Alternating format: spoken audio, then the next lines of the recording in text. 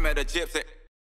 I guess like going then from this season into like the years to come, like how do you see this playing out? Like I see you being here and I see you doing this series for a bit, but who do you see becoming like kind of staples in this championship? And like, I don't know, are there any guys that you can kind of see coming across? Because I think that's probably like the biggest question mark that people have at the moment. And I think it's like, it's just like internet drama, I guess, that we've all been indulging in because we've kind of got something to talk about. But I think that's been like the big question. And even when I talk to guys like Townley and like people that are all for this series and like want this to be as good as it can be, even they've still got like kind of question marks over like, okay, so who's actually going to be like long-term players in it? Like, have you thought about that and like some ways guys are going to get into this, or like, I don't know? Yeah, I mean, I think it's just whoever doesn't want to do outdoors, really. You know, I think it's cool, like what they're doing in the States with the SMX and those two championships getting together. I know that's something that, like, you know, the guys at Monster, you know, they're stoked to see. They've wanted to have happen for a long time. Okay. You know, and now it's coming, and you know, just the timing of it is, I feel like it's a little bit crazy, and definitely, you know, there's but it's something that's been I feel like it's been in the works, you know, but now it's. You know, the timing of it's great because now there's competition between the series. You know, now you have two promoters that are trying to push the sport, and you know the winners are going to be the fans and the riders because 100%. Now we have more opportunities. So I don't know. It's just going to be who doesn't want to do outdoors, or who is kind of maybe somebody falls into something where they don't land where they want to land in the U.S. And they can land something good here. And then opens up their eyes to how, you know, how cool it is to travel the world racing Supercross, or just people that want to change the scenery. You know, like if you when you race Supercross in the States, let's say you're going to Indy and you got to fly from California to Indy, which isn't that bad of a flight, but you know, it's a 6-hour flight. You land there and you want to be in that town as, you know, maybe little as possible. As little, you know, so that you can get back to the track and you can train and you can do your thing, because you have Saturday only, you know, where this, you know, we caught some rain back home in North Carolina, like the week leading up to this. So I didn't get to practice as much as I wanted to this last week, but we get, you know, a good amount of practice on Friday to shake everything down, and then we race. So, you know, I feel like the travel schedule kind of leans towards actually taking in the environment and being around the people and kind of getting more involved in the, you know, what's happening, and less just like, okay, I have to pin it straight back to the test track to get ready for, you know, to get 3 days in to pin it back. And I guess like everyone's kind of in the same boat, right? Because like if you look back to, let's say, like the James, Chad, Ricky era, where it was like they were looking for every single like millimeter of advantage that they could. So then they started getting private jets. They started building compounds. Like everything just like level.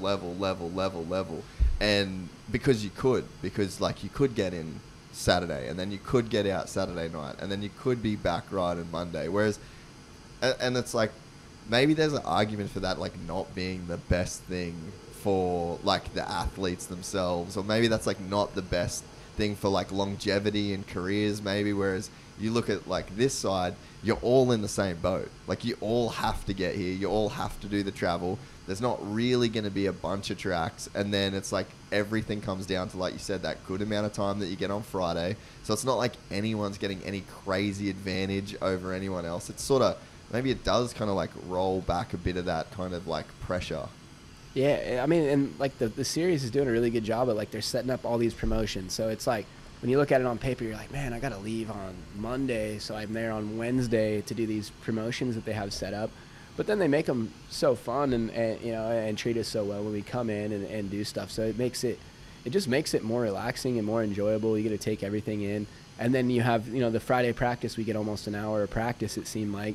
And I think that me personally, like, I get the track dialed in like 2 laps, and I don't get much faster like as the night goes on. But I seen that, you know, guys that didn't look good on Friday, you know, they had all day Saturday to figure it out again. And I think that's what made the racing so much kind of closer. And everybody's like, oh, the track's easy. No, the track wasn't easy. The track, we just had we had more time than we normally do to dial in all these sections and make everybody looked better. Like the track, nobody looked good first couple practices on Friday. Yeah. You know, I mean, a few people did, but it wasn't like everybody was just on fire. And then by Saturday, like, everybody kind of had the lines dialed. Everybody was doing similar things. Everybody kind of figured out what worked.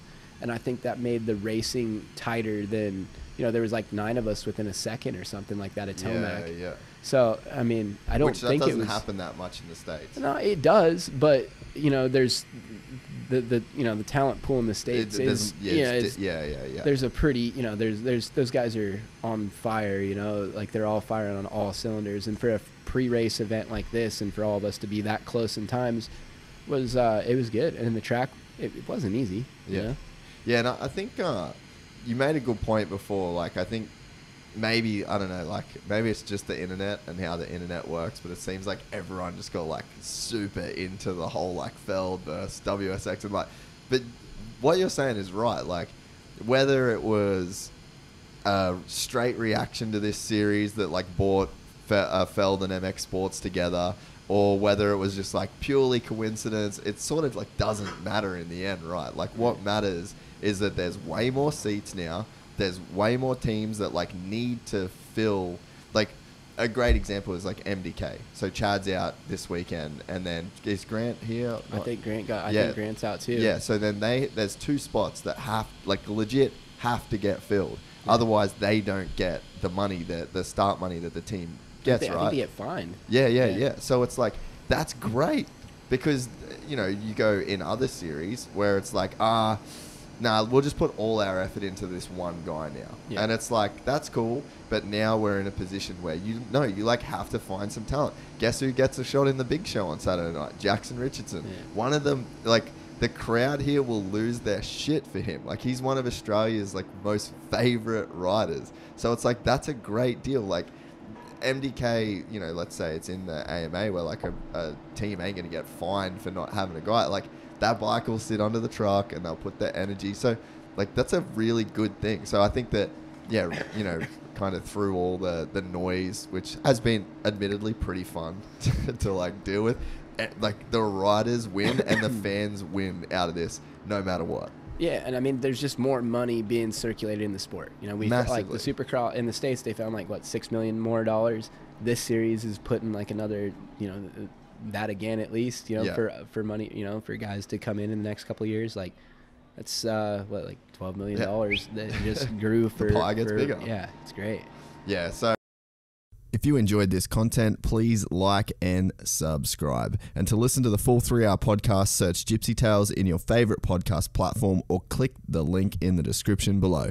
Gypsy Gang.